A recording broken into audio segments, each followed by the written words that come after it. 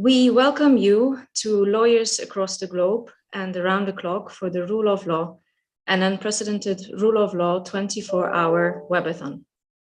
My name is Anna Wyrzykowska, lawyer from Poland, and I have a pleasure to open this panel as the president of AIJA, International Association of Young Lawyers.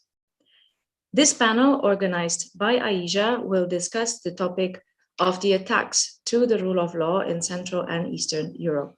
We are one of 12 different panels being offered for 24 continuous hours by bar associations worldwide to celebrate, address challenges, and defend the rule of law, all on this YouTube channel.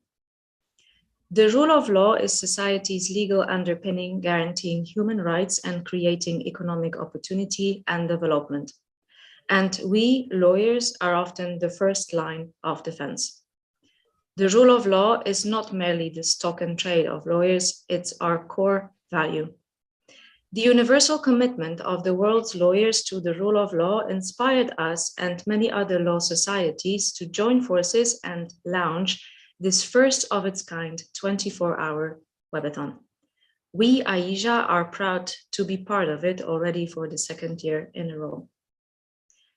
In this part of webathon, first we will hear from our keynote speaker that I will have a pleasure to discuss with.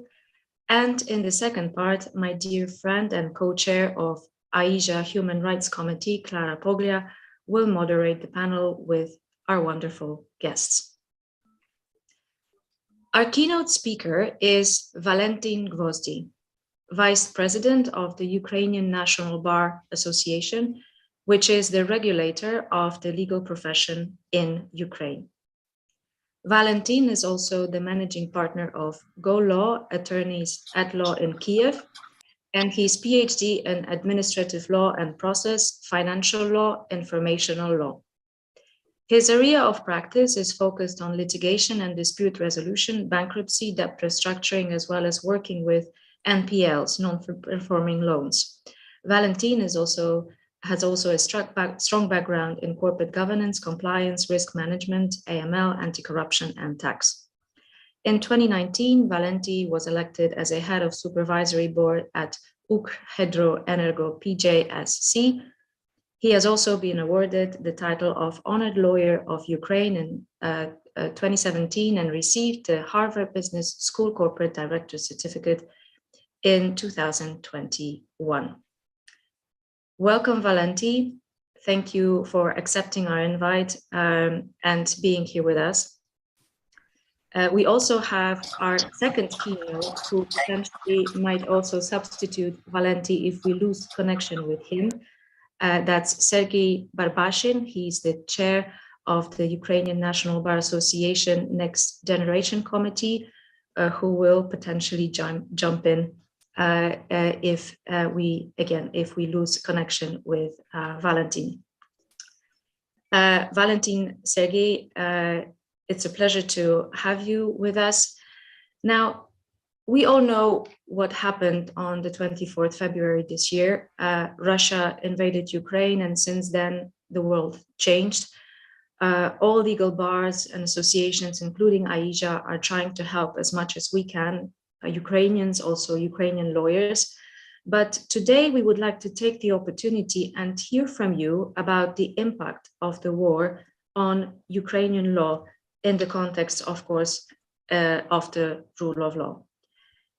Ukraine has recently imposed martial law. What are the related challenges, for instance, in the criminal process? Valentin, can you hear us? Thank you.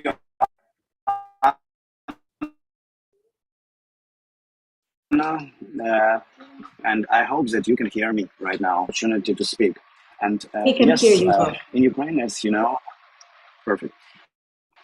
As you all know, Ukraine actually imposed the martial law on the territory of Ukraine and the whole territory of Ukraine because of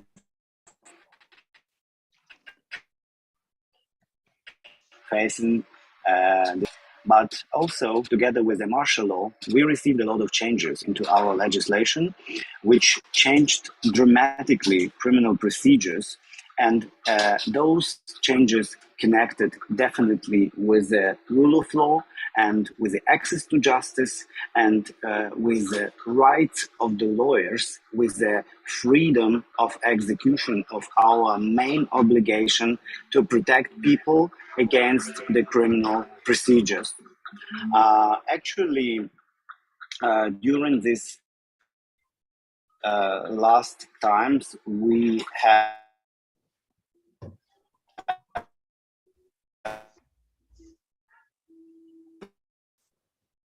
more than 30 law drafts in our parliament, which were called to ensure law enforcement activity. Ukrainian National Bar Association conducted a legal analysis of such drafts and made a lot of proposals and additions, which were partially taken into account by committees of the parliament. Ukraine has adopted many rules for pre-trial investigation and trial of criminal proceedings under the martial law. Also, the legislator abolished criminal liability for certain crimes, and specific acts were recognized as criminal. For some crimes, increased responsibility.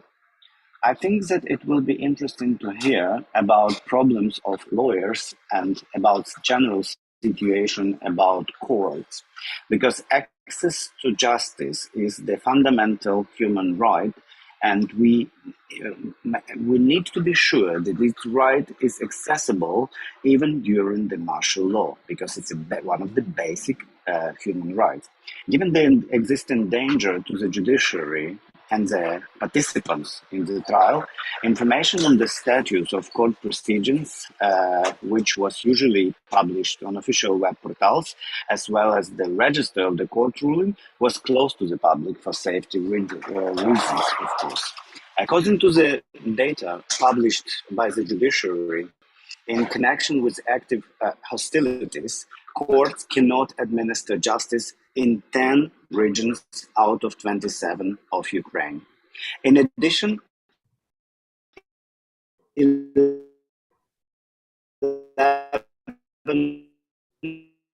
courts premises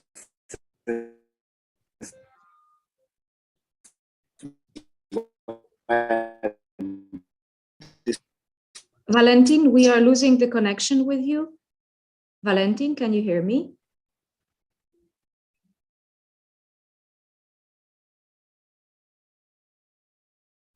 I think we lost the connection with Valentin.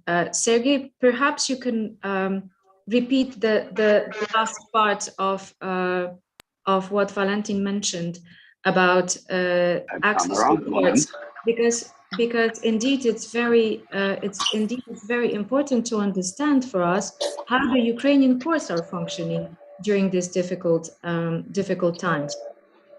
And we've heard the first part. Yes. Anna, can you hear me now? Yes, we can hear you, Valentin. Perhaps without video, it will be better. Can you repeat? Perfect. Valentin, can you repeat the second part where you started to elaborate on how the access to courts looks like during these difficult times? Because we haven't heard that part. Yeah, Anna, and please let's agree that next time when connection will be lost, please mark it immediately. Then we will understand that connection is lost. Yes, of course.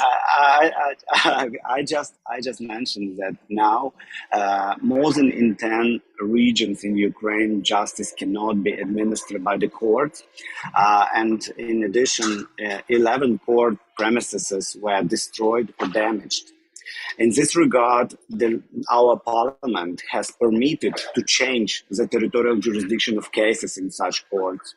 In particular, the head of the Supreme Court of Ukraine is empowered to change the territorial jurisdiction of cases.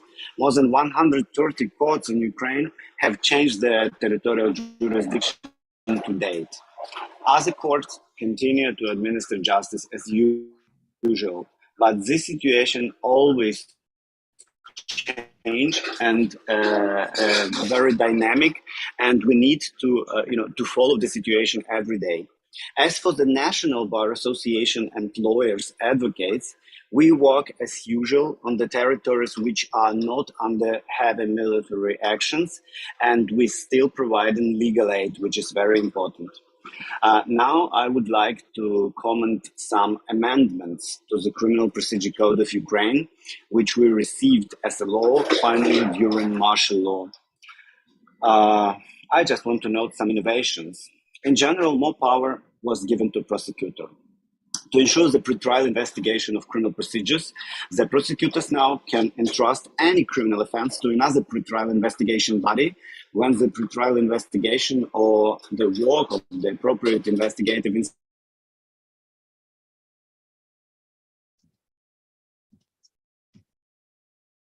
Valentin, we lost institution you. is objectively not possible. To understand every day where to go, where to protect our client, to which institution to refer, which is quite difficult.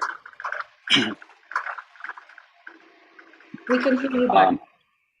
Okay, then I will ask my colleague Sergey to follow my speech because I don't want to be disruptive.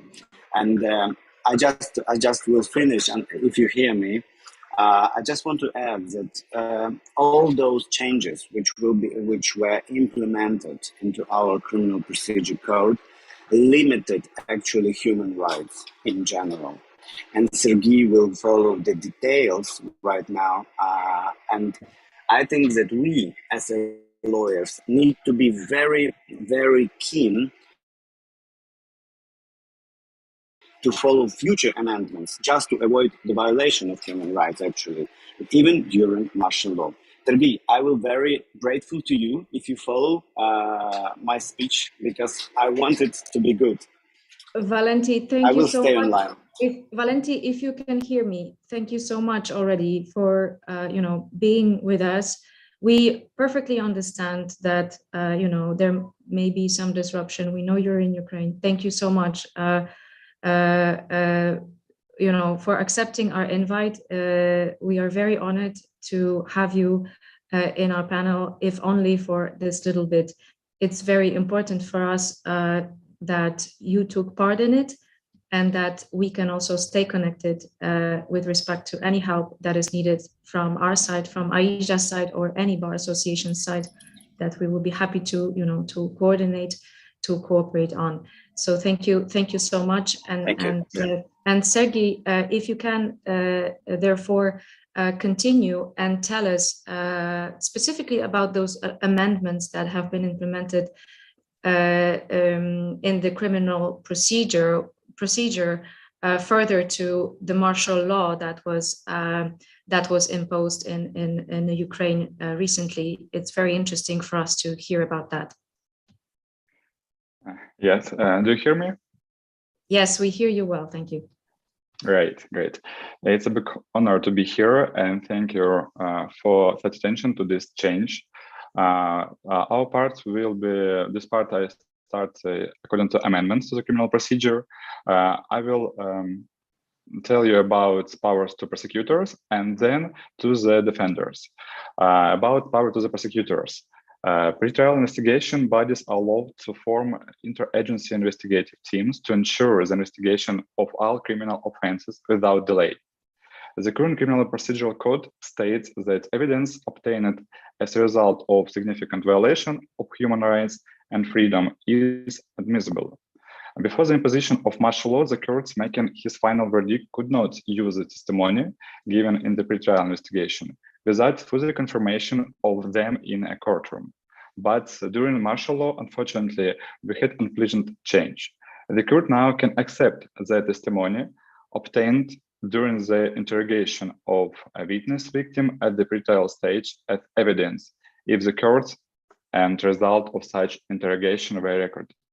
The court also is allowed to use the suspect's testimony if the defense counsel participated in such an interrogation and if it was recorded. So second part, it's about defender. The legislation determines that the investigator and prosecutor ensure the involvement of the defense counsel in a separate procedural action, including in case of impossibility of the defense counsel appearance using technical means, like video, audio, to ensure remote participation of the defense counsel. The National Bar Association of Ukraine opposed such innovation, as we consider the remote participation of defense at the pre-trial stage to be an effective tool for protection. Objections were made on our parts, where we proposed to leave this issue of remote participation of a lawyer to the lawyer's discussion, and not to the prosecution. Unfortunately, our objections were not accepted by the Parliament. And our objections regarding the procedural possibility of detaining a person under martial law without the permission of the investigating judge for a period of 260 hours were not accepted as well. The Parliament just ignored the provision of Article 29 of the Constitution of Ukraine, which does not allow to detain a person without a court decision for a period exceeding than 72 hours. Currently, the implementation of criminal proceeding under martial law involves a significant increase in the procedural capacity of the prosecution and the simplification of a number of procedures. The prosecutor has the right to choose a measure of restraint without an objective possibility for the investigating judge to exercise his powers. In particular, the prosecutor may independently choose a measure of restraint in the form of detention for up to 30 days for a person suspected of committing serious and especially serious crimes, if a delay in choosing a measure of restraint may result in loss of evidence or even escape. So the prosecutor can apply a similar competence to the continuation for preventive measures in the form of detention, previously selected by the investigation judge. Extension of the term is allowed for up to 1 month and may take place rapidly with the pretrial investigation.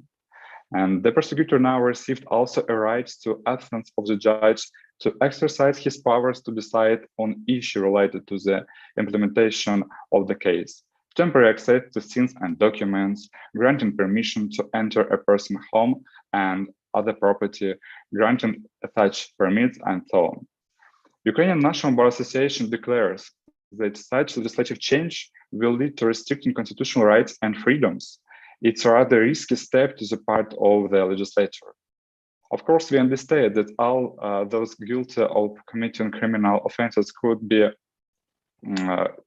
should be held accountable. But in this issue of interfering with the rights and freedom of such persons should be sole responsibility of the court. We only can hope that the prosecutors will take their powers seriously. We don't leave any doubt there will not that will be no abuse on their part. We also worry that complaints against decision actions may be considered only after the pretrial investigation has been complete. As a result, there are no opportunities to restore the violated rights of person prosecuted at the stage of pretrial investigation. It means that adequate protection against procedural violation of prosecutors is not possible anymore. Under martial law became allowed the trial of criminal cases by video conference.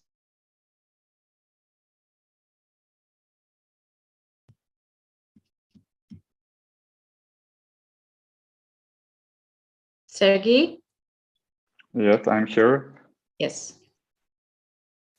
Can you repeat the last sentence, maybe? Yeah, sorry. Under martial law become allowed the trial of criminal cases by video conference. As I said, if the accused person is outside the courtroom, the court decide on a trial in this mode without considering the opinion and wishes of the accused person. In this time, remote trial in criminal cases was impossible if the accused objected. We should note that lawyers highly criticize such innovations.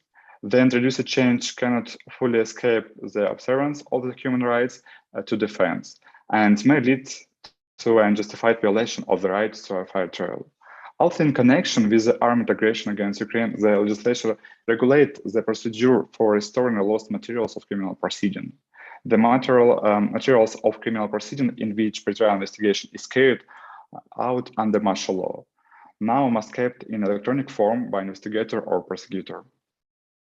This is this is very interesting, and I guess the international community of lawyers, we don't really know. Of course, we're not Ukrainian lawyers, so we can't really focus all the changes within your country. But this is indeed very disturbing to hear that the prosecutor is granted with such an authority to actually sometimes judge on behalf of the judges, and also actually to run the criminal proceedings without the person involved, and as well for the prosecutor to decide whether the attorney representing the person involved will be present remotely or not. Those are, the basics in criminal procedure and just process and fair trial. So, I will be happy to hear views of our panelists later during this webinar, because indeed it's very disturbing. But perhaps can you also tell us further to the martial law changes, how the criminal law itself changed as well, not just the procedure, but criminal law? Would you elaborate on that? Yes, for sure. Of course, we have some change in that too, and I may call it like amendments in the Criminal Code of Ukraine, which include new articles like collaborationism and other crimes during the martial law. So in March, in a new law of Ukraine about collaborationism entered into the force. The parliament has introduced criminal liability for cooperation with the aggressor state in the information, educational, political, military, economic, and labor spheres. Citizens of Ukraine are criminally liable for collaborationism, and in some of these cases, the subject of a crime is an individual without reference to the citizenship. It's I think, very important too. Moreover, if an authorized person carried out collaboration actions on behalf of a legal entity, liquidation may be applied to such entity too. In addition to the collaboration, also other actions were considered criminal. Among them are following: justification, recognition as lawful, denial of armed aggression of Russian Federation against Ukraine, as well as glorification of its participants. Second, it's like this dissemination of information of the local, of weapons, equipment, and soldiers. Incitement to regional hatred, defamation of the soldier's honor and dignity, and illegal use of humanitarian aid. Also, the criminal liability was increased for treason, diversion, and other issues.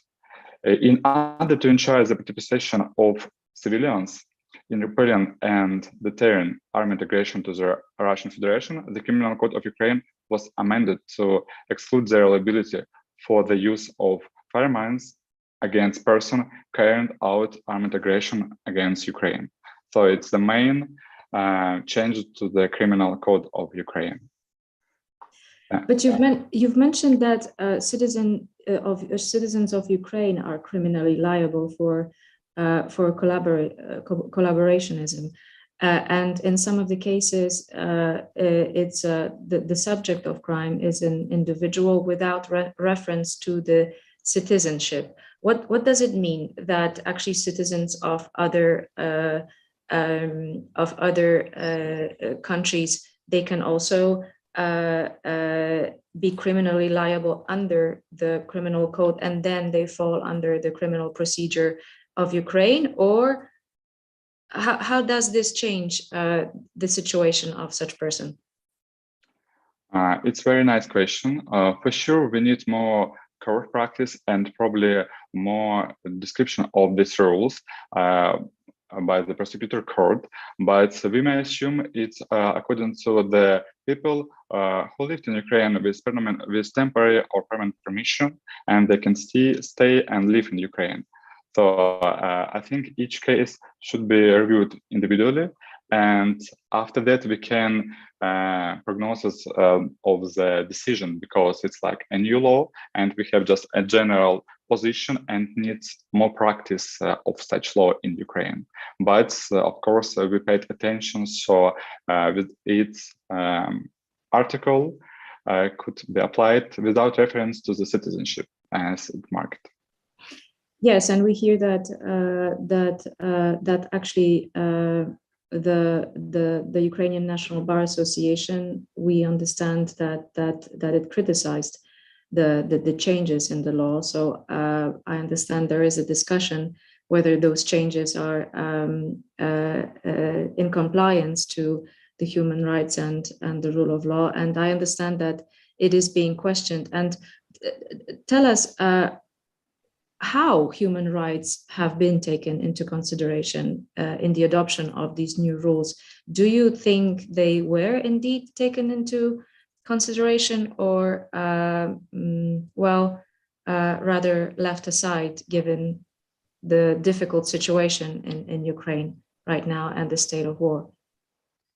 Yeah, I think we need to find a gold solution, because from the one side it's war, and we need a fast decision, fast change, and from the second hand it's like human rights. So as conclusion, I can say that Ukraine tried to ensure a full and speedy pretrial investigation under martial law by making change. Maybe they justified in the current situation. At the same time, it was essential to respect the rights and interests of the participants in the proceedings. However, in our opinion, endowing the prosecution with the powers of an investigation judge may lead to a violation of the balance of the interest. We hope that the prosecution will objectively and impartially perform its temporary duties under martial law. After all, according to the defense, these changes are already narrowing clients' rights. Thank you so much. It's really it's hard for us to understand, of course, what is happening in Ukraine, and but it's really important also from our perspective how well these changes needs to be discussed and perhaps considered also together with international lawyers, because it seems that the changes that has been adopted within the martial law now in Ukraine are very, very severe and not necessarily in line with human rights and the rule of law. So indeed, it was important for us to hear what is happening now. Thank you so much for taking part in our panel to be with us. We lost connection with Valentin, but we again thank him very much for accepting the invite. We are grateful that you both could be among our speakers today. And of course, we are still inviting all bar associations and lawyers to do whatever they can to continue bringing attention of the international community of lawyers to the war in Ukraine, as help is still needed.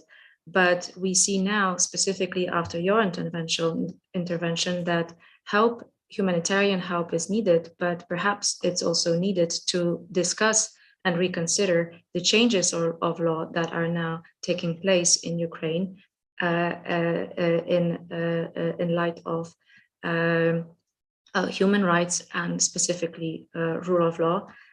Thank you so much. Thank you.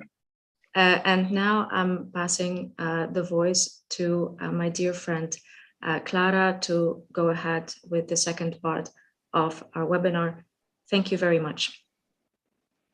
Thank you very much, Anna, and indeed a big thank you to Valentin and Sergey for their explanations and their insights on exactly what is going on in Ukraine right now.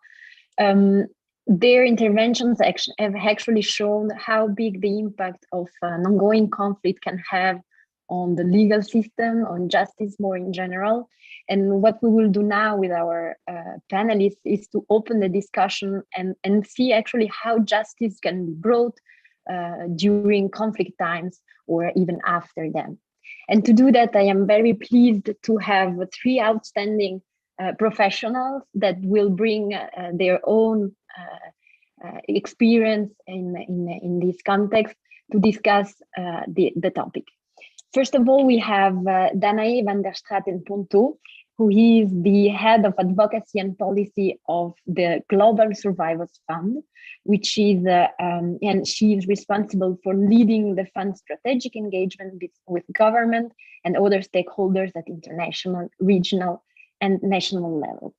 She was an international criminal lawyer with over 18 years of experience, 10 of which advising the UK on the Preventing Sexual Violence in Conflict initiative, and leading accountability and research projects for international institutions and civil society organizations. Danae authored the International Protocol on the Documentation and Investigation of Sexual Violence in Conflict. She holds an LLM with honors from Columbia University and is admitted to practice in Geneva, New York, and England and Wales. Unfortunately, Danae will leave us a few minutes before the end of the session for other commitment, but thank you very much, Danae, for taking the time to discuss with us today. The second outstanding panelist is Paula Fudakowska. Paula is a public international law and human rights lawyer working with Trial International, a Geneva-based NGO fighting impunity for international crimes and supporting victims in their quest for justice. And I know that they are particularly active now in Ukraine. Paula has a 15 years experience as a litigator in an international law firm in London and Geneva, and 3 years as a legal advisor of the UK government at the Foreign Commonwealth and Development Office. Paula is our honorary president of AIJA, and I welcome very much today. The last but not least excellent panelist is François Zimret. François is a lawyer, a partner at Zimret & Finel law firm in Paris. He specializes in both international commercial and international human rights lawyer, and he practices both before national and international court, among others, in the International Criminal Court and European Court of Human Rights. François was a member of the European Parliament and took part in the discussions in the preparatory debates on the European Charter of Human Rights. He also was the French ambassador at large for human rights, one of the highest diplomatic ranking for human rights, a position that he assumed over 5 years, serving 2 presidents. François was further appointed as an French ambassador to Denmark, and in this capacity, he created, among others, the very first Human Rights Prize of French embassy. On February 2015, soon after the Charlie Hebdo attack in Paris, François survived a bloody terror attack in Copenhagen. The shooting targeted a meeting he was participating in. This meeting was organized to support cartoonists and human rights activists. So thank you very much to the 3 of you to participate in today's event.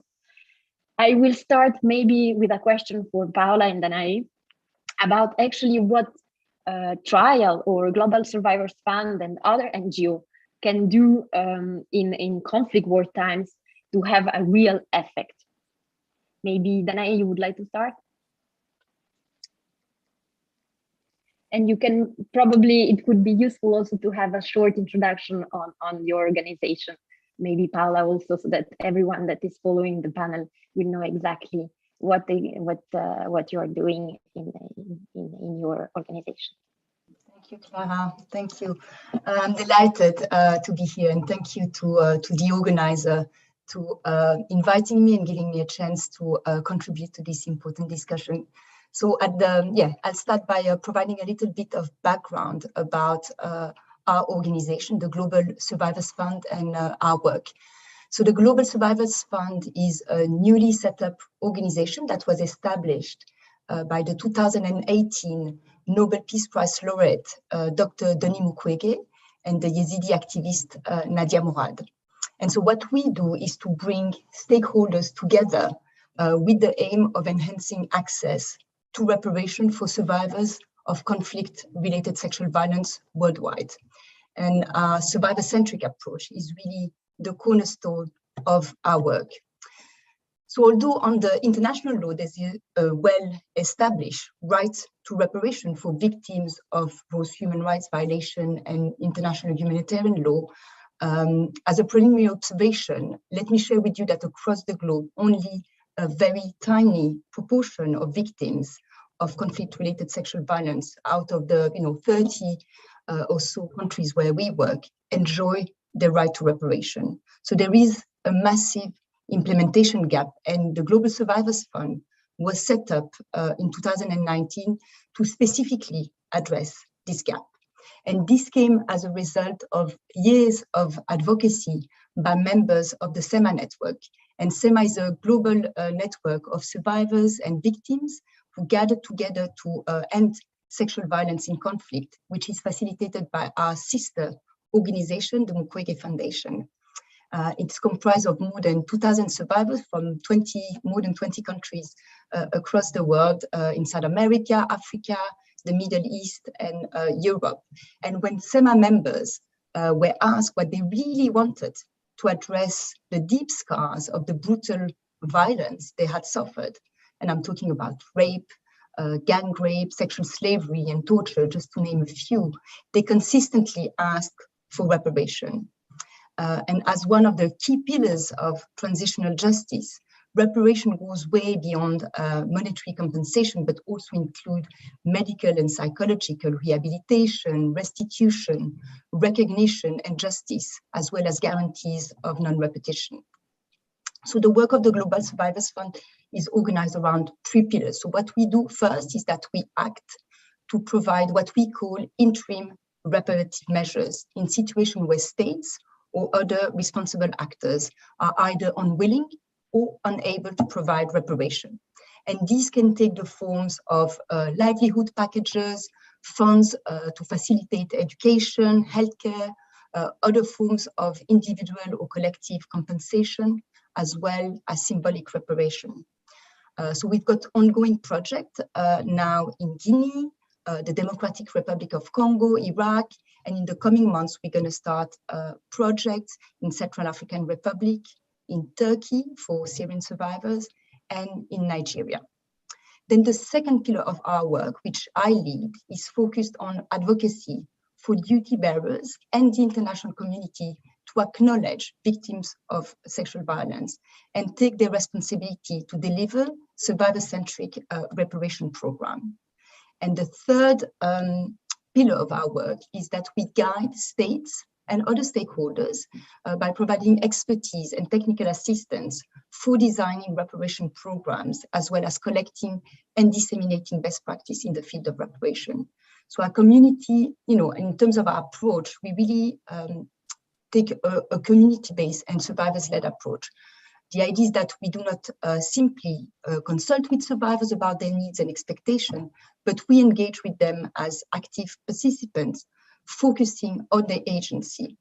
Actually, survivors are represented on our governance structure. So on our board, which is comprised not only of international experts, but also governments, the UK, Japan, South Korea, France. But we also have 4 survivors sitting on our board, including a Ukrainian survivor, which sit on our board with equal rights. Our project that I mentioned earlier, they're not created for survivors, but actually co-created with survivors.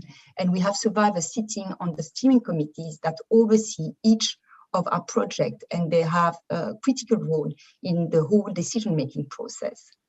So generally speaking, we're focusing not only on the outcome, but really on the process itself, and the methodology that we adopt is designed in such a way that our engagement with survivors aims at providing reparative value in itself.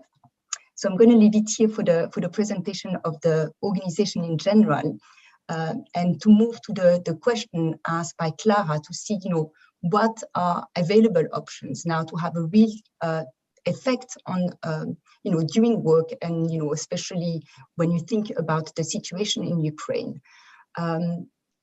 I'd like to highlight that, sexual violence is today again being used deliberately against civilians in Ukraine.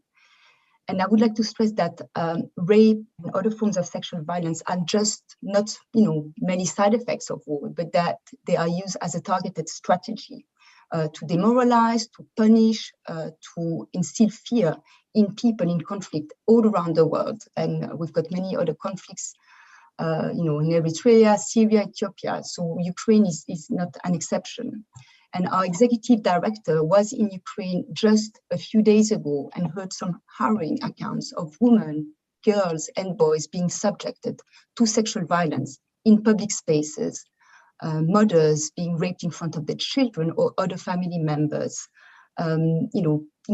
children being forced to watch the rape of their mothers. So these crimes are clearly intended to leave deep and long-lasting marks, not only on the victims, but also on their families and communities, and aimed at destroying the mere fabric of society. So despite the fact that rape and other forms of sexual violence are notoriously underreported, and this is due to stigma, trauma, and other challenges, such events have been well documented in Ukraine, and this since the start of the work back in 2014. But that said, so far survivors have yet to receive reparation for the harm that they've suffered. So at the Global Survivors Fund, we've been working in Ukraine for the past 2 years as part of a global study that we're conducting in over 20 countries. And the purpose of this study is really to take stock of the status and opportunities for justice and reparation for survivors of conflict-related sexual violence. And it's the first ever comprehensive study which is assessing reparations opportunity worldwide.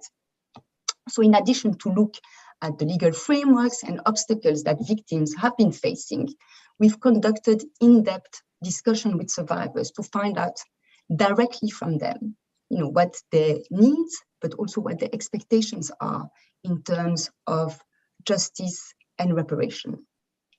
So we've had the Bosnia and reparation study that is the first report that we've published back in March.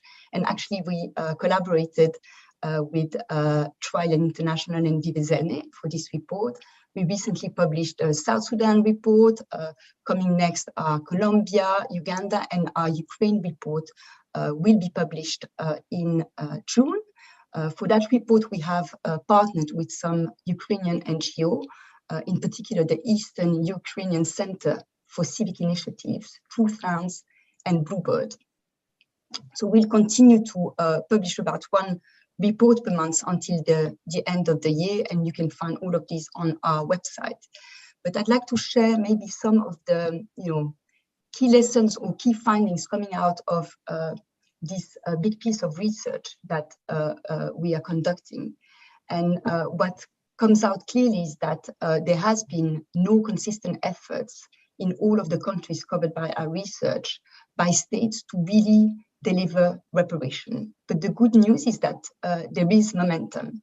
So I'd like to share 3 key recommendations on how we can make reparation a reality for survivors of conflict-related sexual violence based on our project and on our research, and also to look at what can already be done during conflict. So the first recommendation is really to act with urgency. Reparation should not be an add-on or come at the end, but they are really a priority as soon as possible after the violation has been committed. Too often, survivors have been waiting 10, 20, or even 40 years. Time is running out, and in many countries, if you think about Chad, Bangladesh, survivors are literally dying without having received any form of reparation. So our research really challenges the idea that we need to wait for the conflict to fully end or for transitional justice frameworks to be fully in place. Survivors in several countries have made that very clear. So even during the humanitarian phase, in some contexts, lots can already be done to recognize the harm and to compensate survivors, to help them pick up their life. And that is distinctly different from humanitarian assistance. And the Ukraine context is a perfect example where these options could be tested. So at the Global Survivors Fund, of course, we commend all the current investigation efforts that are being conducted by the Ukrainian Office of the Prosecutor General, by the UN Commission of Inquiry, the referral of the situation of Ukraine to the Office of the Prosecutor, the ICC. but we really call on these institutions to pay special attention to reports of rape and other forms of sexual violence. And documentation actors should ensure that they not only fully document the violation themselves, but also really carefully document the harms that have been caused in order to pave the way for meaningful justice and reparation. So we really call on the international community to provide civil society organizations and other first responders on the ground in Ukraine with the technical assistance and the funding that they need. Separately, many victims have been raped or otherwise brutalized in their own homes. So living there constantly reminds them of the traumatic experience. So potential form also of early reparation that we feel could be put in place right now could be to include grants to relocate those victims. Then the second recommendation that I have is around acknowledgement. Survivors of sexual violence request acknowledgement, not only of the status of victims, but also, and that is important, acknowledgement as a person.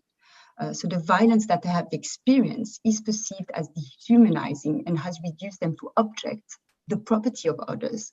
So reparation are a way to counter this.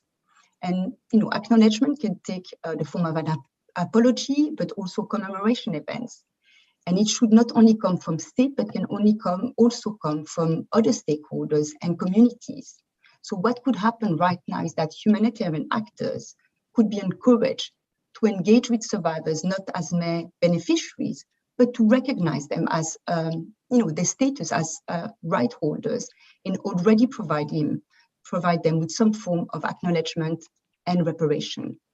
And one survivor that our executive director met during her recent visit to Kiev said that what she wanted was for the president to publicly acknowledge the harm experienced by victims of sexual violence. And at the moment, actually, I'm working with a group of African survivors on a declaration about their right to reparation. And they've asked for something very similar. They've asked for the declaration of a commemoration day for all victims of sexual violence in Africa. So these are symbolic forms of reparation that do not cost anything, but can have a huge reparative value for victims in terms of acknowledgement and recognition. And they could be implemented right now. And my last recommendation is to set up reparation programs. As you know, there are two main avenues for reparation. Either they can be awarded through courts after a successful trial or through domestic administrative reparation programs. And these programs are better suited to deal with the aftermath of mass-scale human rights violation for a number of reasons. First, there is no need to identify perpetrators, which for the far majority of victims of sexual violence, they simply can't do that. And also the procedure is less heavy, the evidentiary thresholds are lower, so these programs can be accessed by a much larger number of victims. And that is not to say that reparation ordered through courts are not valuable, on the contrary, but they are just only accessible to a very limited number of victims. And our research confirms that hardly any of these court-ordered reparation are enforced, which cause unnecessary suffering for survivors.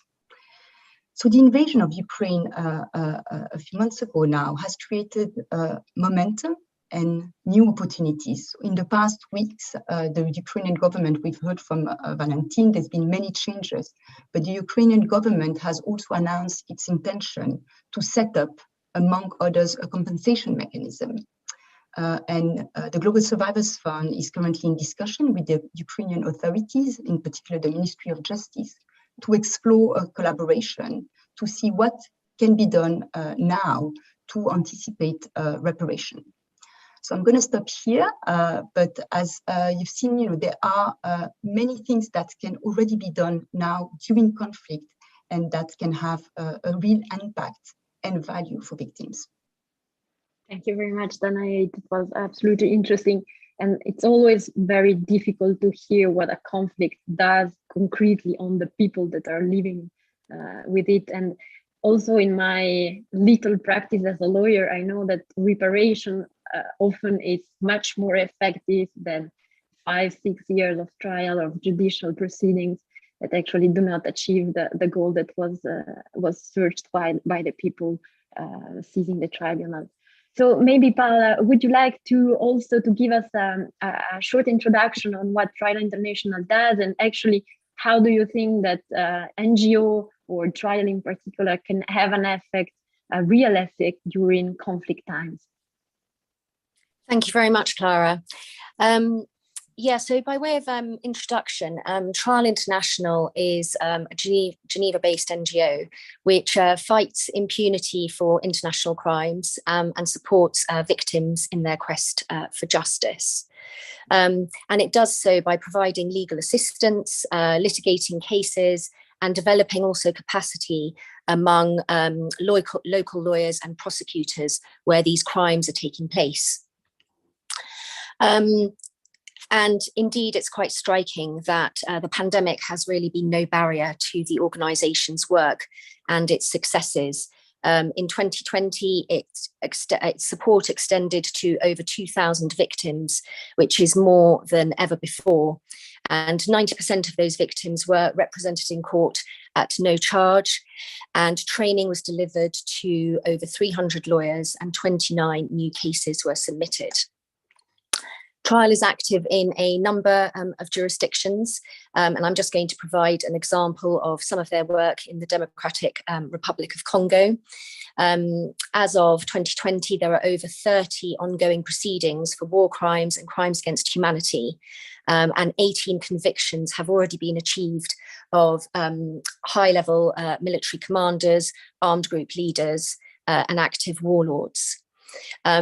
And Dane has obviously referred to the work of Nobel Peace Prize winner Dr. Mukwege, with whom Trial has worked in the Democratic Republic of Congo to bring justice for victims of sexual violence. Essentially, I think the example of Trial's work in the DRC shows Trial's expertise in innovation through the use of domestic jurisdiction to deliver international justice in an efficient and reactive way.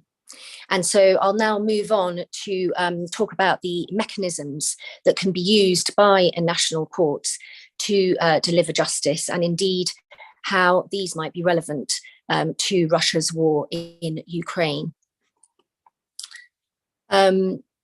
So there are two ways where the domestic courts can come into play.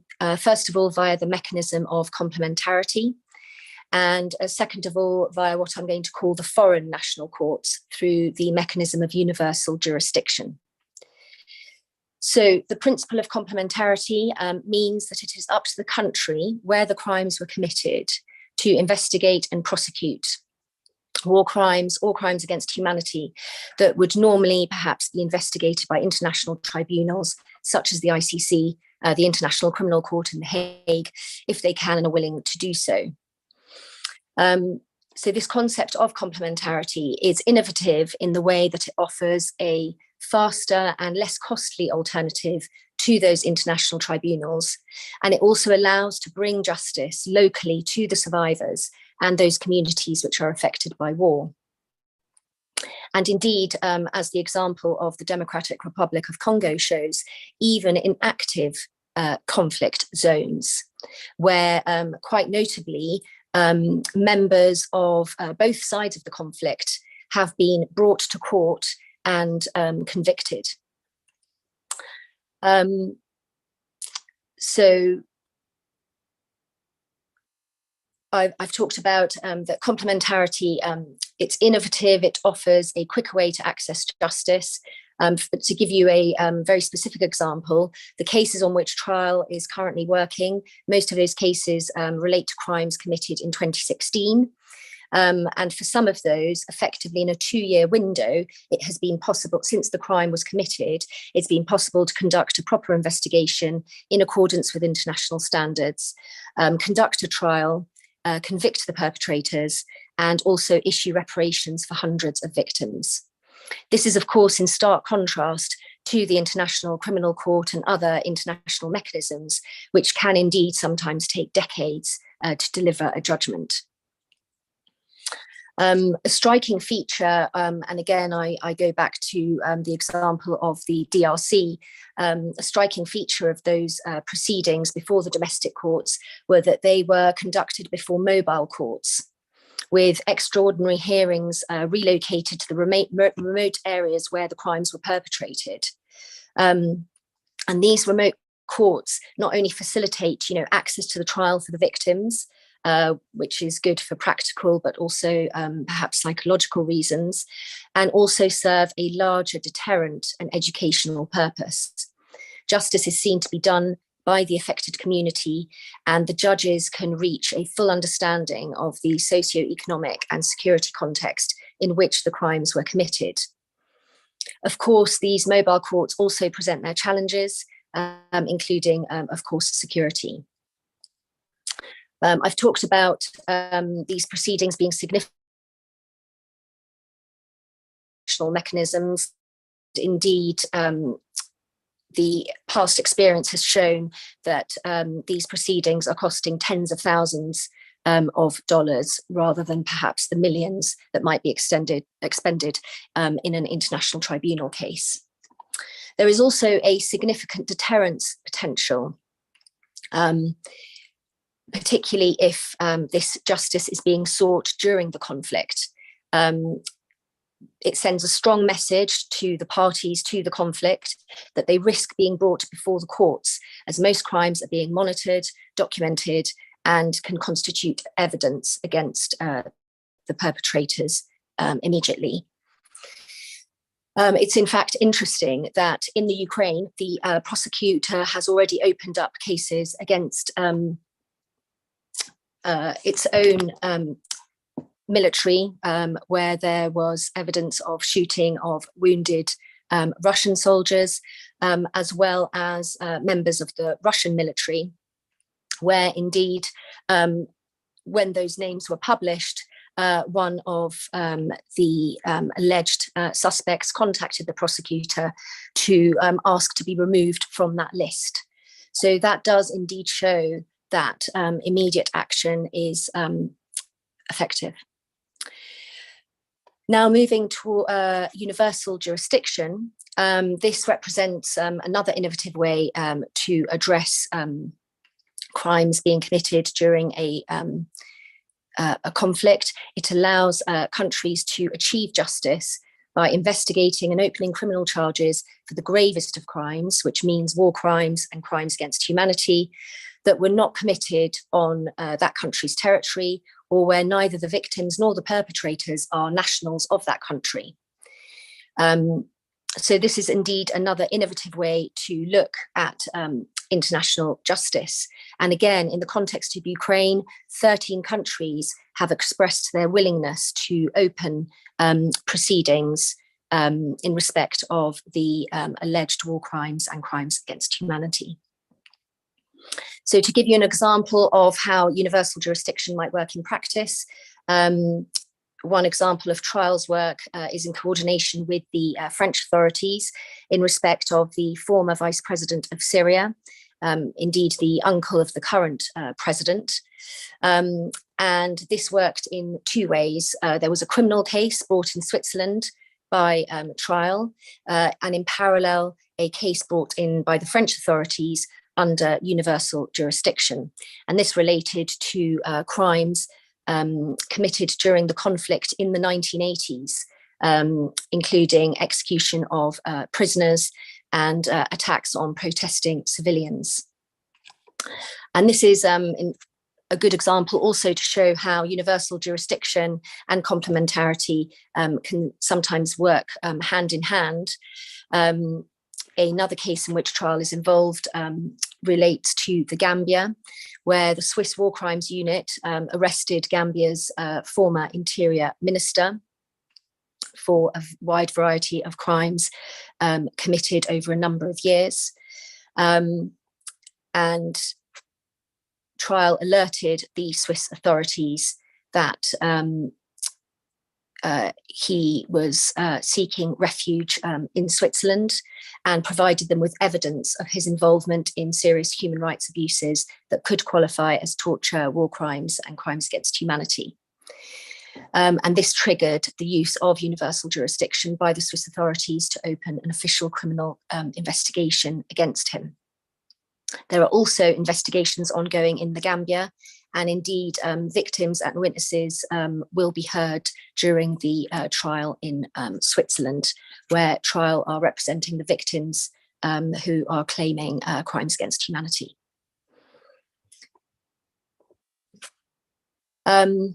So specifically in terms of the work that could be done in Ukraine, trial is working with a number of other partner organizations exploring what specifically could be done.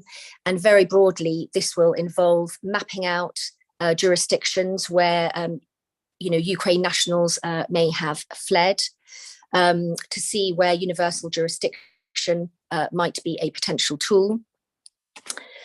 Secondly, the preparing and filing of submissions in respect of specific attacks that have happened against civilians. Thirdly, identifying and mapping survivors so that they can become part of the proceedings. It'll also be really important to develop a strong communication and advocacy plan to increase the deterrent effect of all these accountability efforts. This will all be done in close collaboration with the Ukraine's Prosecutor General and indeed with other national prosecutors. And there will also be examination of the possibility of confiscation of assets of companies and individuals which are connected to Russia's military efforts in the Ukraine. So in conclusion, these mechanisms of complementarity and universal jurisdiction offer an alternative to international tribunals to deliver international justice in an efficient and reactive way, including the possibility of doing that during an armed conflict, which offers the potential of a significant deterrence effect. Thank you very much. Thank you, Paula. It's very interesting also to see the different approach between the two organizations. One is more based on the judicial system, maybe if I can, and the other more on the reparation aspects. And there is a question that comes to my mind after having heard you. You have a little bit, Danae touched upon during your first intervention, but who are the victims, and actually how can they going to have justice even after the conflict?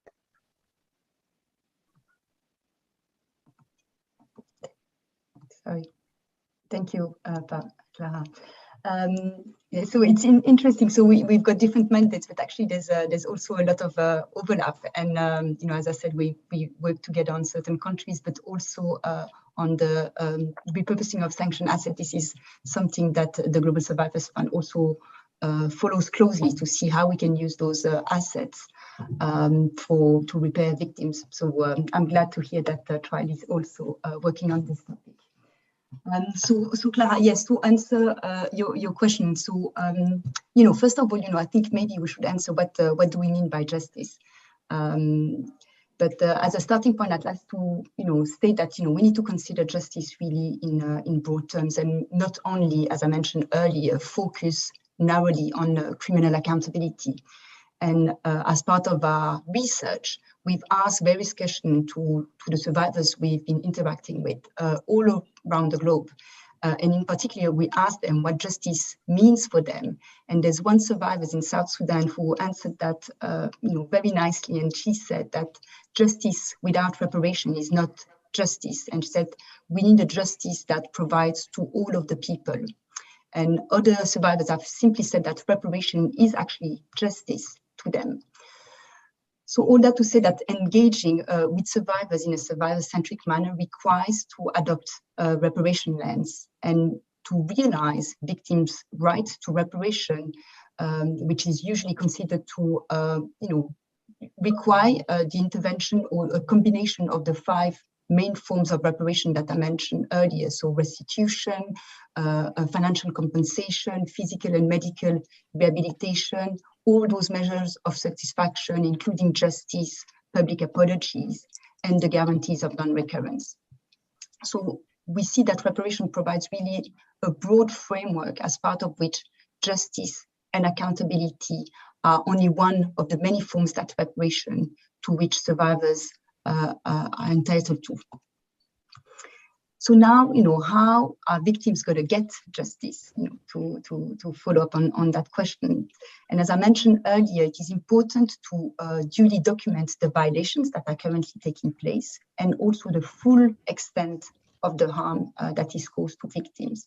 So a few considerations in that respect. So the first one, because we work with survivors of rape and other forms of sexual violence, so I'd like to stress that this requires to document these types of crime requires really specialized skills.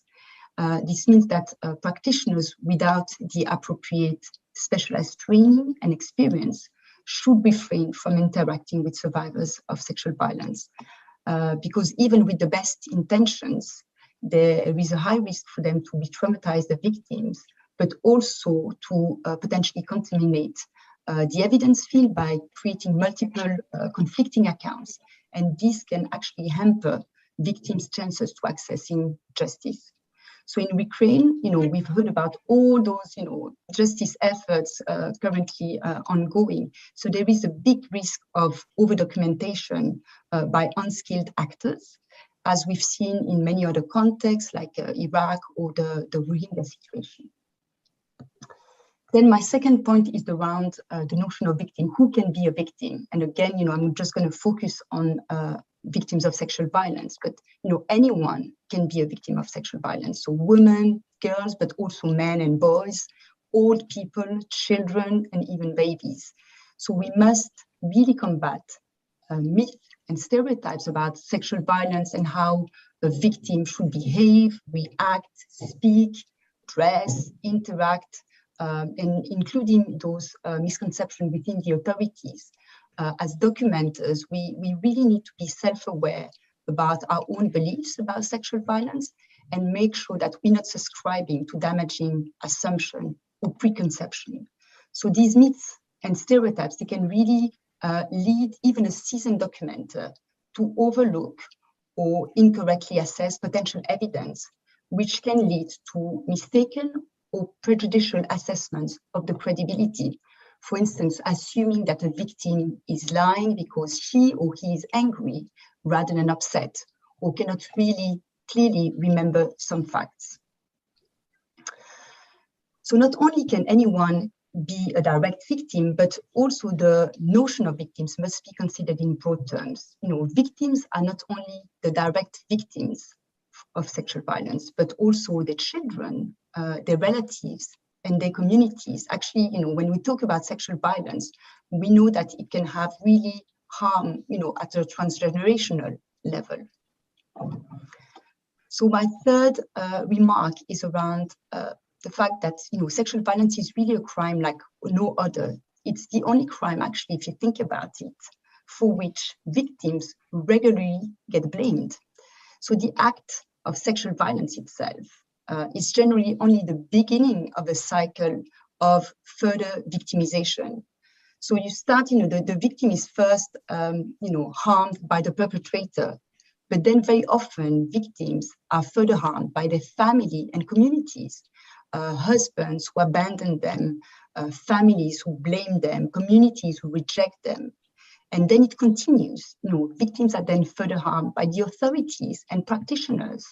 For instance, if there's unresponsive, inadequate, or non-existent health services, poorly trained investigators, lack of appropriate referral and support for them before, during, and also after criminal proceedings, or by governments who deny them recognition, remedies, and reparation.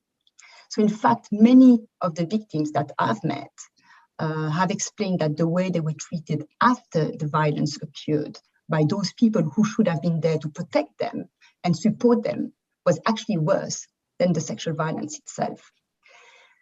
So all that to say that I think that capacity building of justice practitioners on best practice and international standards on how to document and investigate sexual violence in conflict is actually key.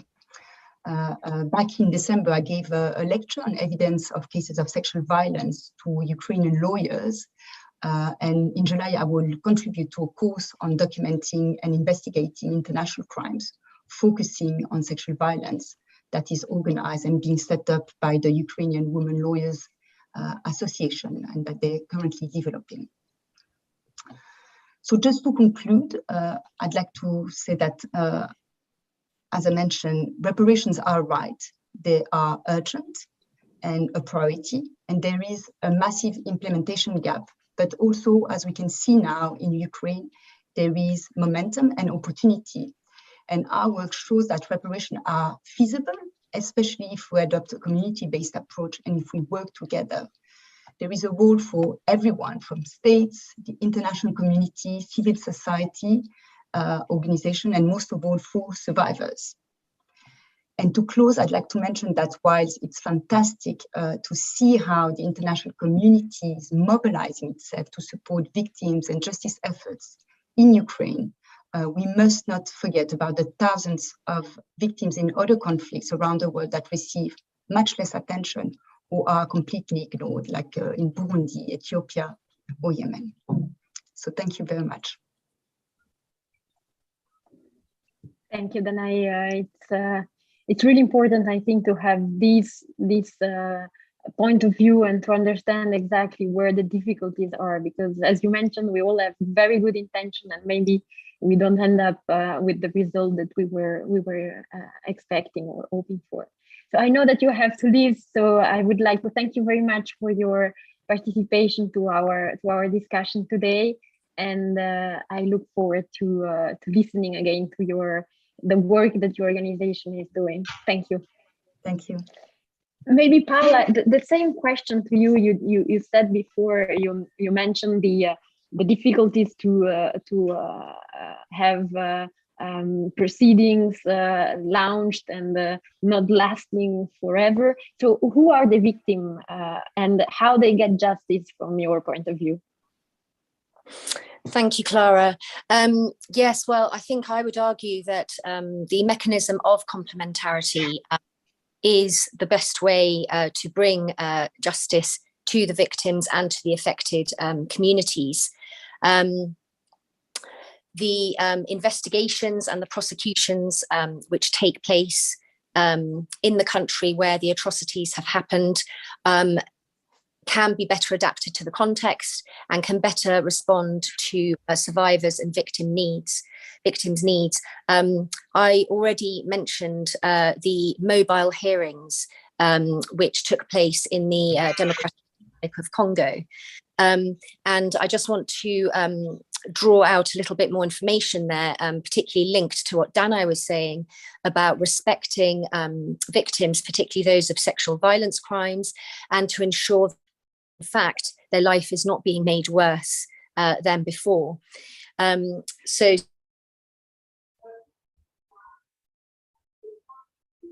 there were victims of sexual violence who were willing to come forward. There were very special processes put in place, often with the assistance of local NGOs on the ground who have a good understanding of the culture and the way that things work. So, for example, interviews would be conducted with those victims in a pre-agreed location, for example, somewhere like a school, which gave the person in question a chance to go and meet with the investigators on the pretext of going to do something else. And then, of course, during the hearing itself, when it came down to hearing the evidence from the victims, protection was given to them through the use of either screens or protective clothing, perhaps by way of a veil, to shield their identity. So that's certainly something that NGOs on the ground are very alive to. Just one other thing, just specifically in the context of the investigations that happen before a hearing and how those can be more victim focused. Trial, in collaboration with other organisations, is working on 2 proposed initiatives to support the documentation and investigation of the serious violations of international humanitarian law and international criminal law in respect of the conflict in Ukraine. The first of those is support to the War Crimes Unit of the Ukrainian Prosecutor's Office, and the second is the formation of mobile justice teams. And that's, I would just like to focus a little bit on the role and function of mobile teams and how they can help towards this more victim-centred approach. So effectively, what a mobile justice team is that where a suspected war crime is committed, for example, the bombing of a civilian target, the mobile justice team will respond to requests for assistance either from civil society to provide support using a cross-disciplinary team of experts. And the mobile justice team is divided into 4 divisions. So there's the criminal justice division, the investigation division, the intelligence analysis division, if you like, and then the communication division. And so the idea is that, for example, the international Justice Division will be able to support any specific investigation or prosecution of the crimes. Lawyers will be mobilised according to the need to provide real-time, in-person international criminal law analysis and to promptly analyse, to draft conclusions concerning the alleged violations. They will also work on capacity building relevant to the prosecutor's office and the civil society actors who are involved in the investigation. Then there's the investigation division, which will ensure that there's robust documentation and supporting the on-the-ground investigators and civil society. Then there's the intelligence analysis division that will provide ongoing open source and social media analysis to feed into the investigation where relevant. And then, of course, the communication division, which works, the idea is it works with local implementing partners, state institutions and civil society to implement a comprehensive community outreach strategy and working towards global recognition of the violations that are happening.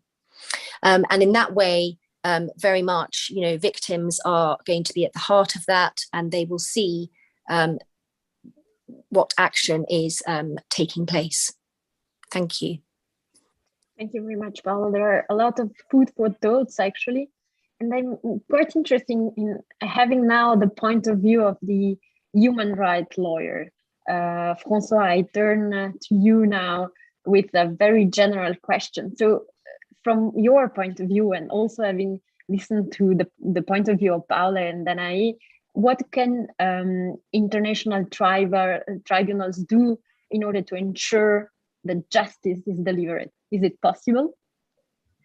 Merci beaucoup, Clara, and thank you very much for having invited me. It's a privilege to be in this panel, and I also would like to congratulate all the organizers of this very special event. And I've been very impressed by what I heard, and I will try to think loudly and answer your question in light of some of my own experience as a lawyer, of course, human rights lawyer, but as well as a former member of the European Parliament Legal Affairs Committee, and of course, as a former diplomat in charge of human rights in French and international justice in French Foreign Service. My first remark, I would like to start by what I feel, and I think what we feel.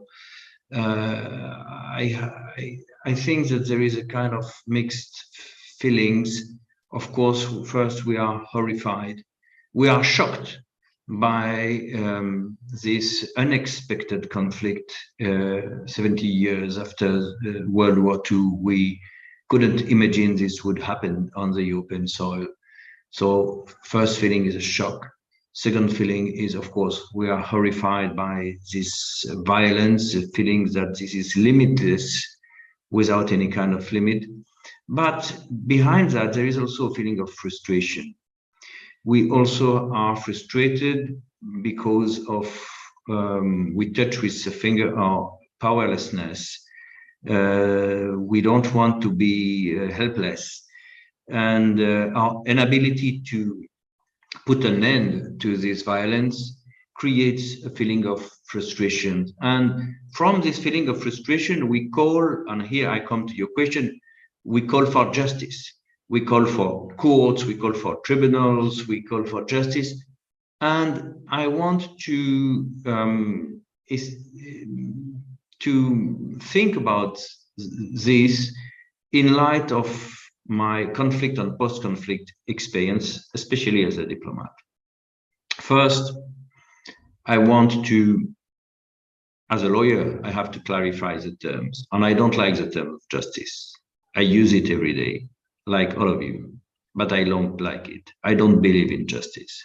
No court, no tribunal will make justice for the deaths, for those who, even the Nuremberg tribunal never could bring back those who came in ashes and smoke. What we can do, the highest goal one could fix, is not to achieve justice.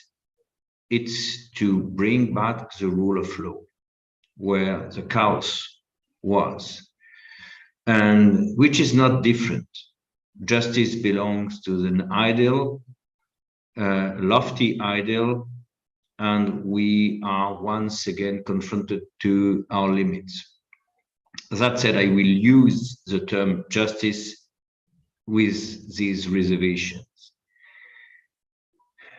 One of the lessons of the conflicts, especially the ones of the 21st centuries, is that there is no peace without justice. Yes, we all think that there is no peace without, no lasting peace without a feeling of justice. But what we know from experience as well is that it cannot be a justice without peace. It cannot be a justice without a ceasefire.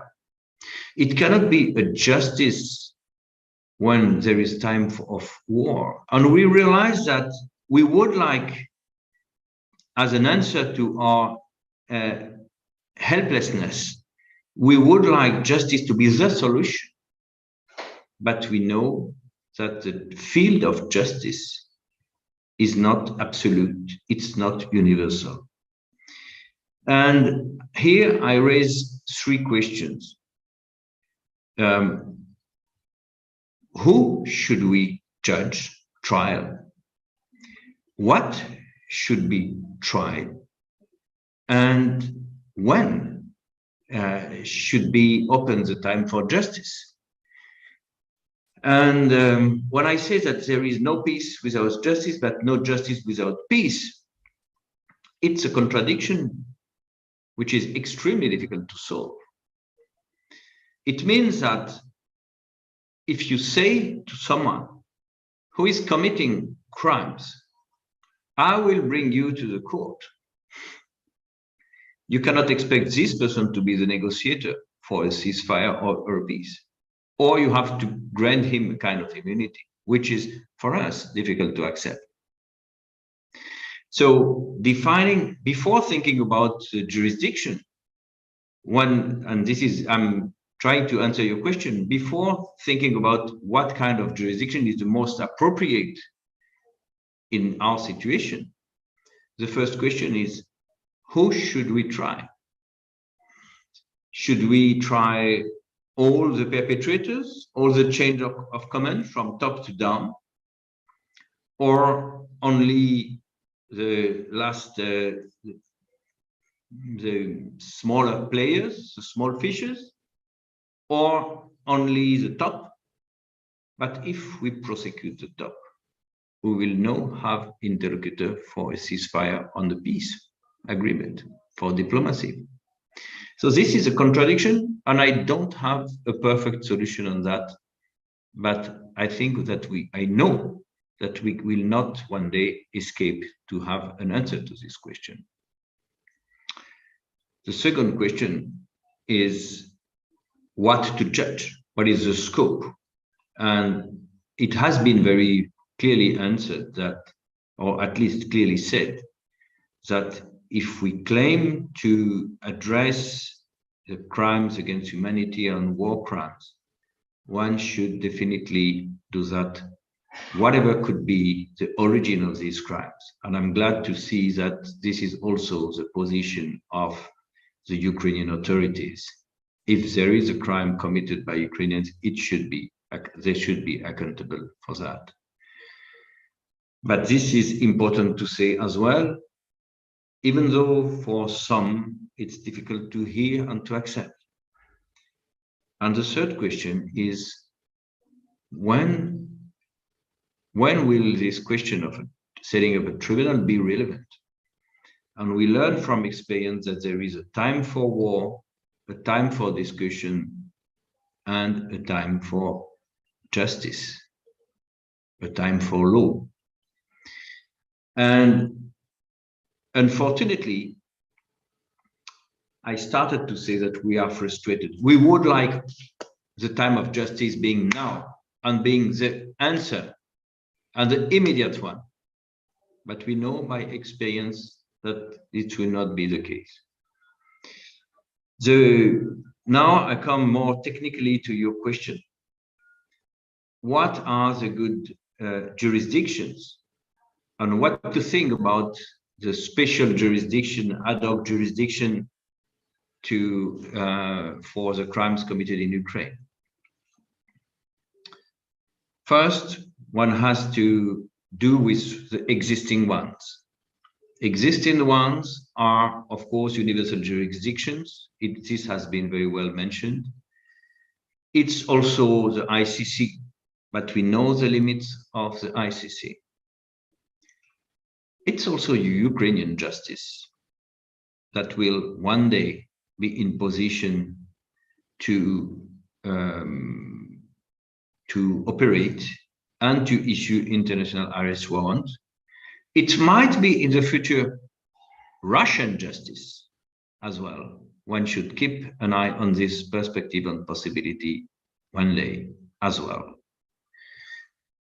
Because I am not convinced that we will see in the short term a regime change, but I'm not convinced of the contrary, of the opposite as well.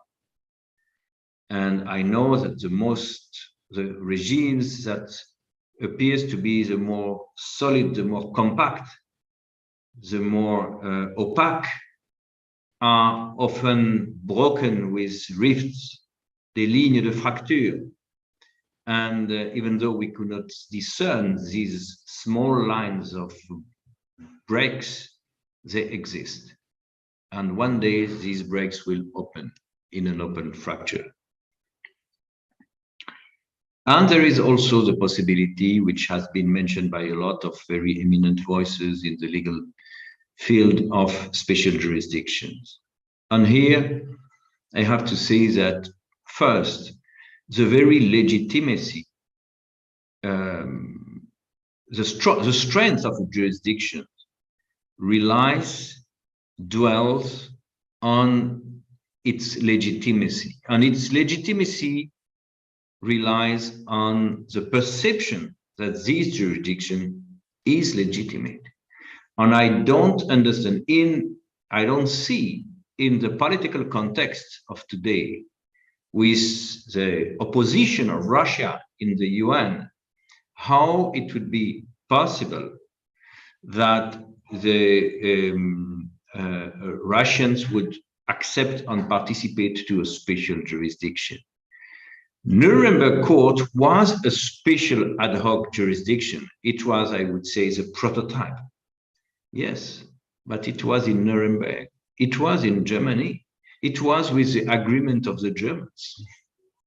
So I don't think that there is any kind of hope of a jurisdiction which would not be seen and perceived as legitimate by all parties. And this is, I think, a weakness we have to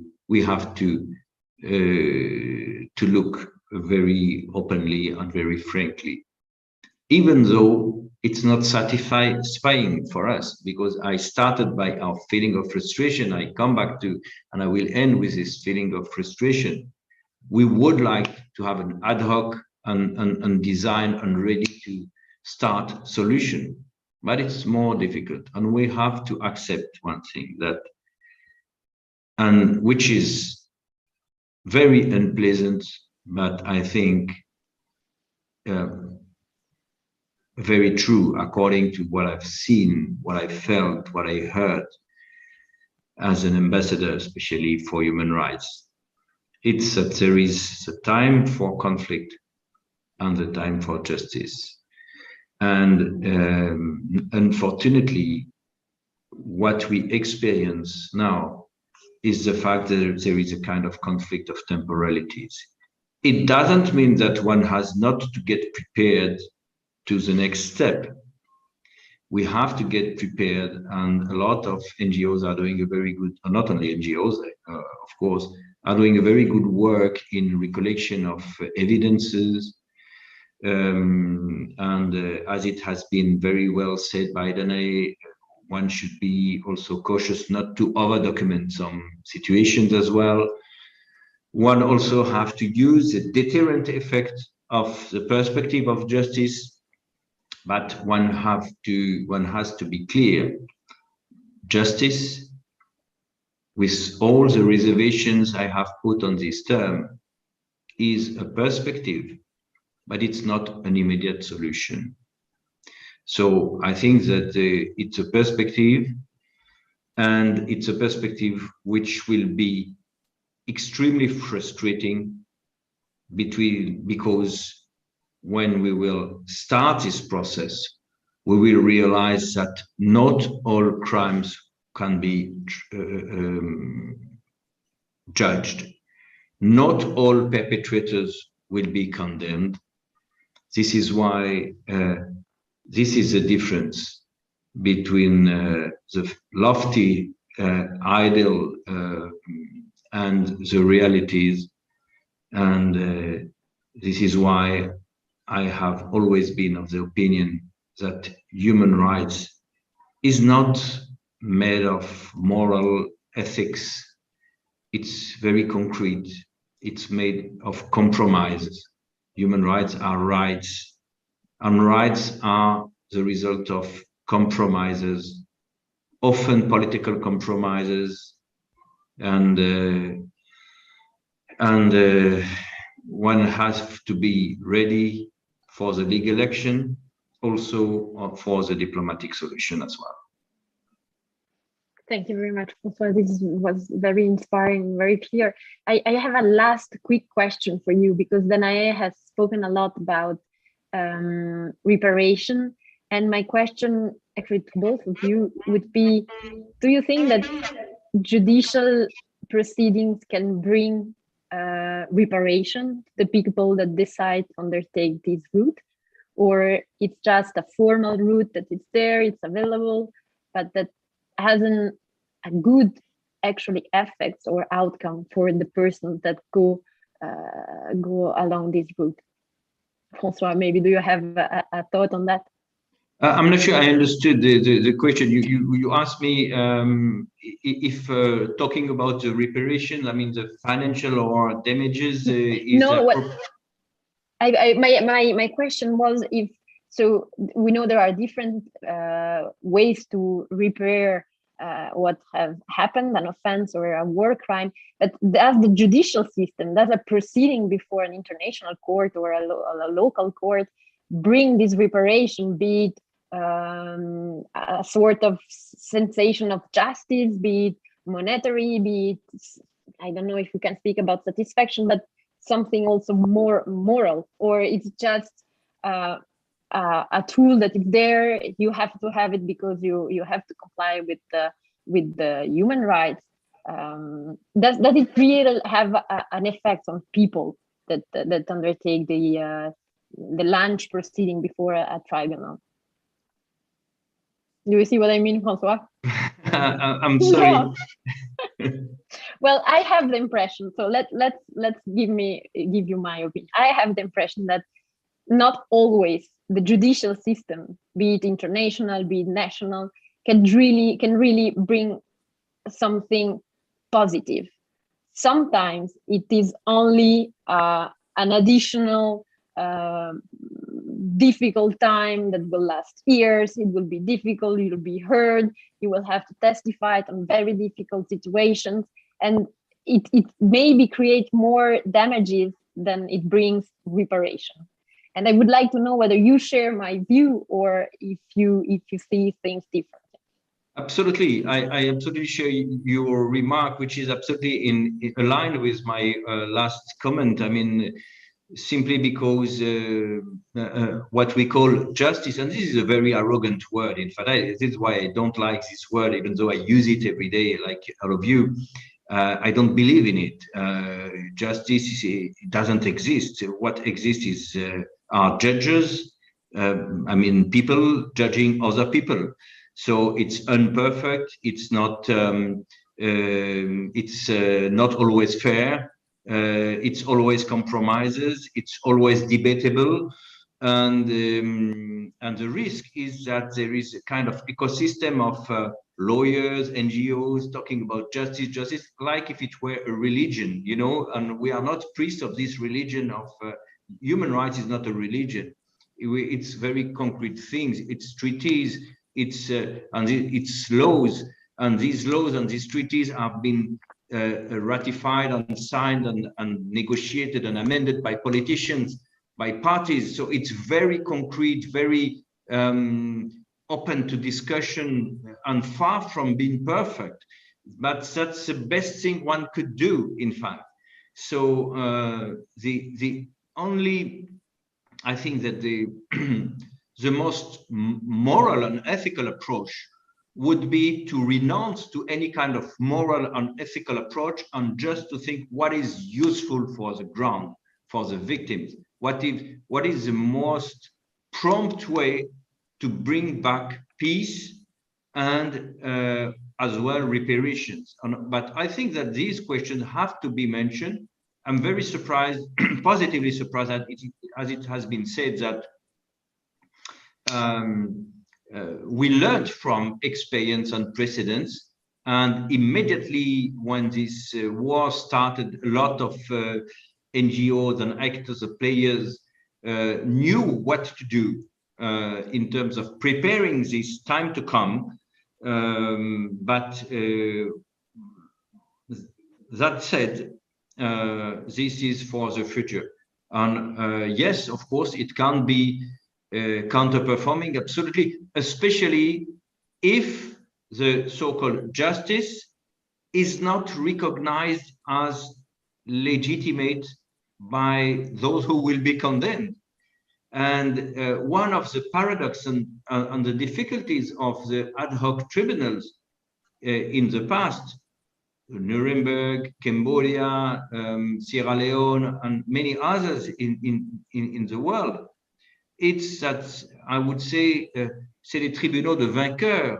It's they have been imposed by the winning camp, and with the consent of the losing camp. Or at least the losing camp had not to often to give his consent, because he was completely out of any kind of position to contest the fairness and the legitimacy of the jurisdiction. But with a permanent member of the UN Security Council, it will be more difficult. So we are, on one hand, we are tempted to be inspired by the lessons of the past and to replicate what we learned from Nuremberg, what we learned from Cambodia, Phnom Penh, what we learned from Sierra Leone, and Lebanon and no, not Lebanon, but former Yugoslavia, etc. On the other hand, one has to face the reality that that's the first time that the accused person or the accused persons are backed by one of the major power of the world and one of the major legal power with the veto at the UN, which is a legal nuclear war. I would say the legal atomic tool is the UN Security Council and their permanent seat in the UN as a P5 member. So on one hand, we are in a very familiar situation, but if we look in more seriously, we realize that it's completely unprecedented. And it should be, and you're perfectly right, one should take care not to be counterperforming, counterproductive. Sorry for my English, I'm a strong believer of diversity. And I think that the first diversity is the one of cultures and languages. And but I'm sorry, I have to express myself in English. I share your view, François, but at least with English, we should be understood from most of the people. Paula, you have the last word. How do you see the effects of these international proceedings? Are they counterproductive, as François mentioned, or not? Thank you, Clara, and thank you very much also to François for his interesting thoughts. Of course, you know, I'm not going to deny this is enormously complex from a political, from a diplomatic perspective. But I think if we are going to respond purely from the perspective of victims and what they might perceive as justice, then legal proceedings, court proceedings, where one sees the perpetrator in court before the judge, and you know, being cross-examined is enormous. I don't think one can underestimate how powerful that can be, particularly if that perpetrator is a high-ranking commander or indeed a government official, and seeing those people where perhaps it would be unprecedented for people of such high rank to ever have been put into prison, and really that's the ultimate accountability for their crimes.